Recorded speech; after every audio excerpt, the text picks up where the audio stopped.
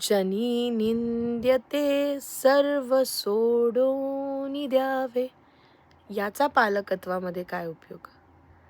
बघा, समाज, जग काय म्हणतंय त्यापेक्षा आपण स्वतःला काय म्हणतो ना, हे गरजेचं आहे. जरा तपासून बघा ना, की मुलांसमोर कधी तुम्ही असं वाक्य बोललात का, मी तर खूपच खराब आहे, मी वाईटच आहे, मी चांगला माणूसच नाही आहे आणि मला चांगलं जमतच नाही काही करायला? तर पहिले ते बंद करा. कारण हे सगळं पाहून मुलं पण कुठेतरी तेच करणार आहेत. जर त्यांना त्यांचे आई-बाबाच हे बोलताना दिसत असतील, तर पालकत्वातनं आपण कसं काय चांगलं देऊ शकतोय?